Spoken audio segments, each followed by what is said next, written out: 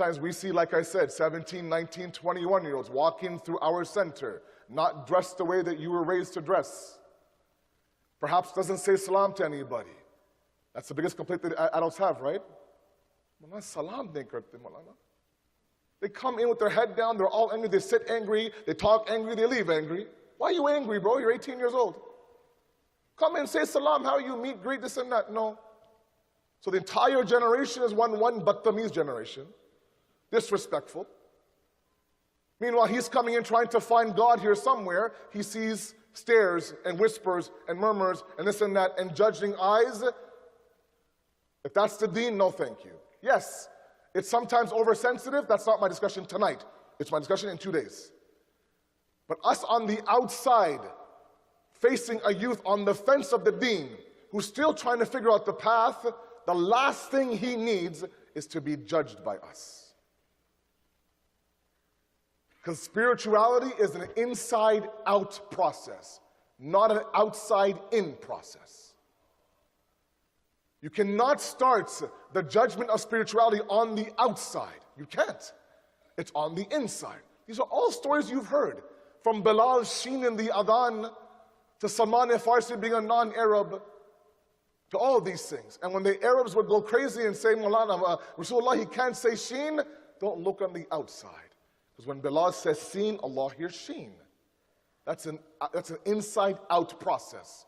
What you see is an African-American slave on top of the Kaaba, can't pronounce Sheen. That's all apparent.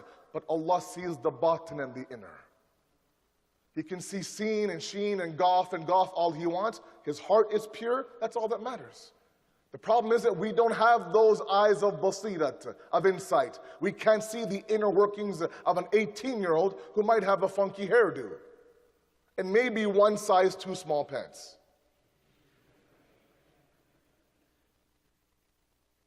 Just one size. That's it. And he walks in, he's in the mosque on a Friday night of all nights. He's sitting here right now on a Sunday night in a beautiful, beautiful weather outside. He could be anywhere. He's sitting here, putting up with someone like me for an hour. Look at the hadith by Imam Jafar Sadiq alayhi salatu wasalam.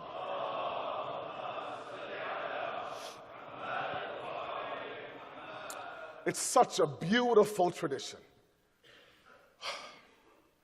He says, and I paraphrase it, he says that spirituality is like a ladder. And we climb that ladder rung by rung by rung.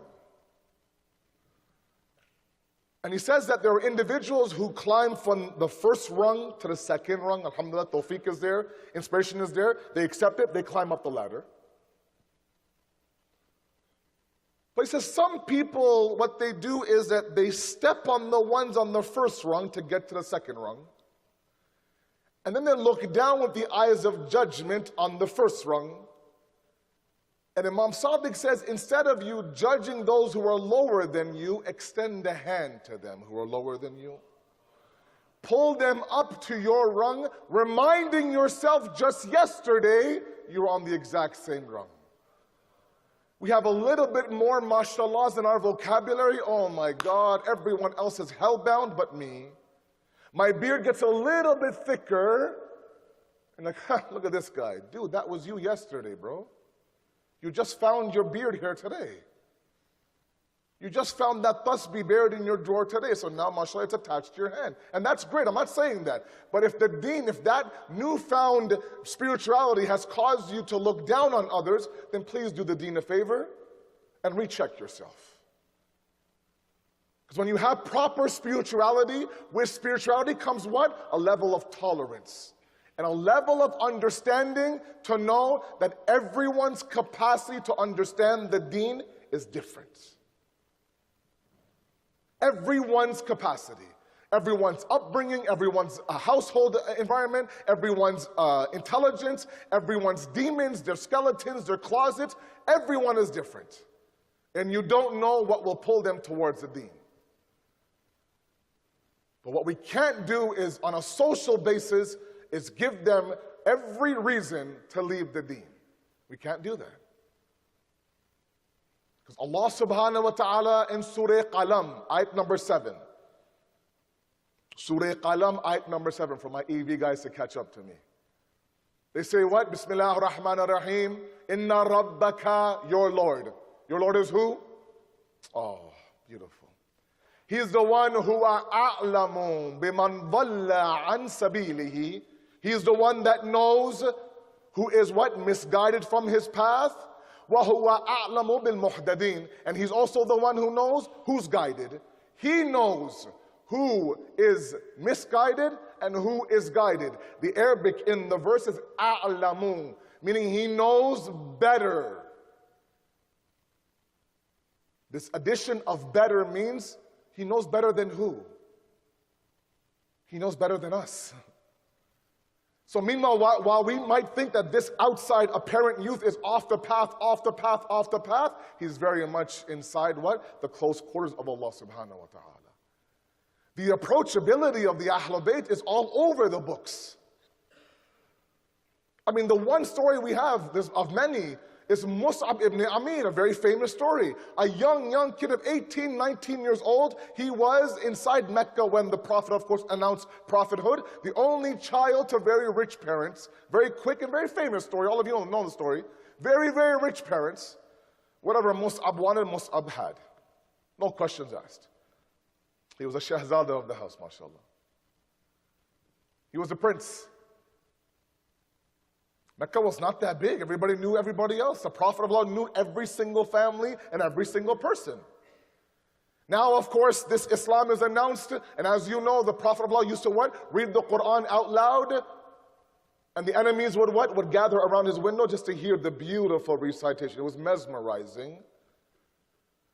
Mus'ab, they say, walked by the house of Rasulullah one day, and he was reciting this beautiful Quran. After a couple of days, Mus'ab was hooked. Went to the Prophet of Allah. He went to the Prophet of Allah and says that, can you teach me how to recite this book of yours?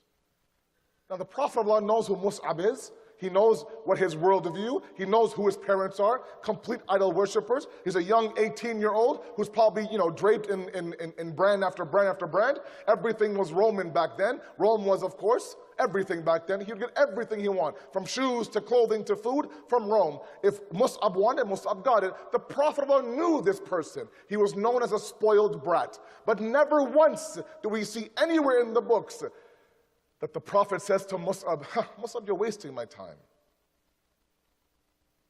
I have this deen to spread. I know you, I know your family very well. You don't have any inclination towards the deen.